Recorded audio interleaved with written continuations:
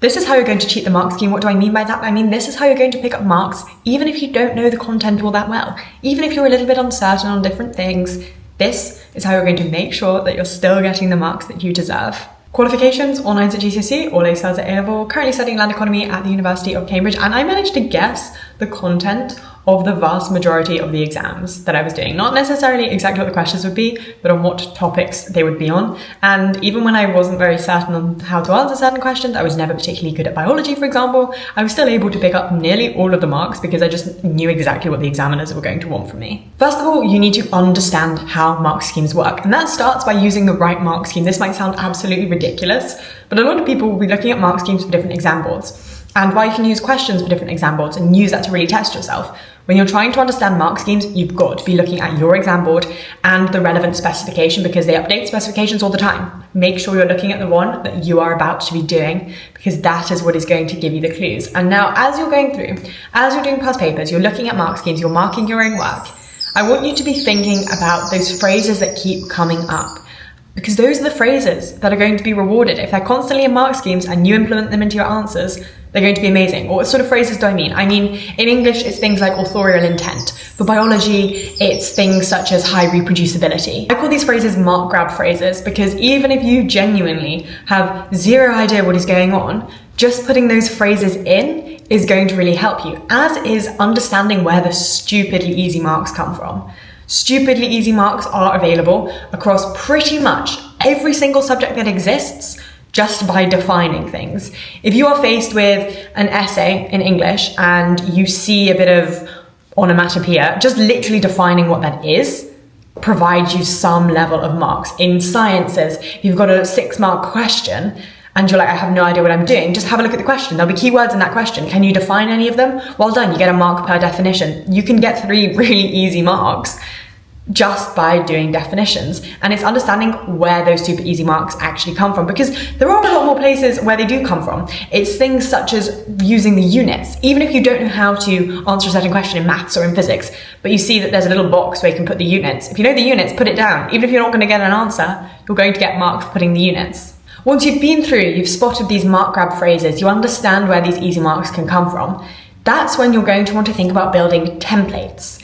And by this, I don't mean, trying to write full-blown essays or full-blown answers that you're going to reproduce in the exam, because that's not possible, because you can't know exactly what the questions are going to be. And actually, you can fall into a massive trap if you try and pre-predict questions to the extent that you're writing things, and then you're going to try and twist the meaning of a question to make it fit what you want it to be saying, and that's where you can lose marks really quite easily. So don't be doing that.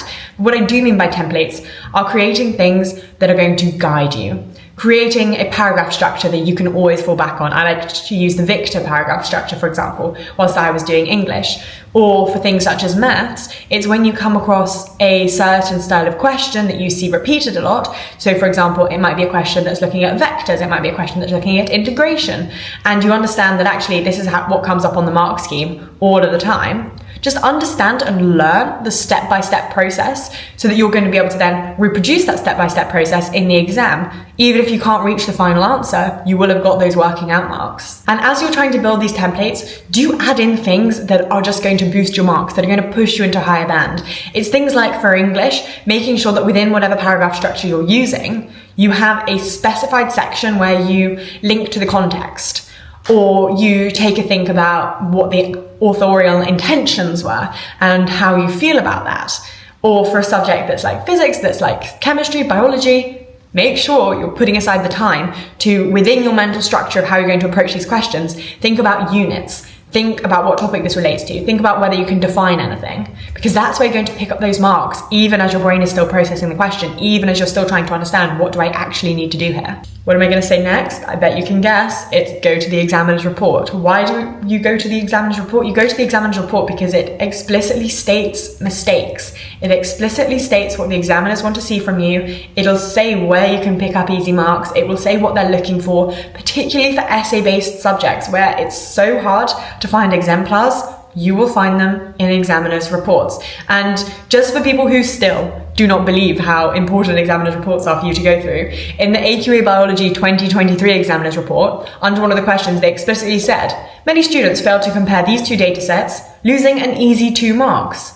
it says where students have lost easy marks, and if you go to the examiner's reports, you actually have a look, you're going to be able to find this out. I've had a lot of questions as to where you find examiner's reports. So this is how you're going to find them. You're going to type into Google the exam board that you're doing, AQA, OCR, Edexcel, the subject that you're doing, just enter, and the first link that you will get, pretty much always after the sponsored links anyway, is going to be the homepage on the exam board's website for that specific subject. You're going to click on that, and then you're going to go to assessment materials. It's called assessment materials for almost every exam board, or some variation of that. Testing and assessment materials, testing materials, something like that. You're going to click on that, and that's going to give you all of the documents, all of the past papers, all of the past paper mark schemes, and the examiner's reports. At the top, you should have the ability to filter just to see the examiner's reports. But obviously, if you want all of the past papers, all of the mark schemes, they're going to be there as well. So that's how you're going to cheat the mark scheme, by thinking like an examiner. I really hope you're able to implement some of the tips that I've given you in this video. Once again, if you have any questions, do drop them in the comments. I'll do my best to respond to them. And do subscribe if this video helped and if you want to see more videos just like this one.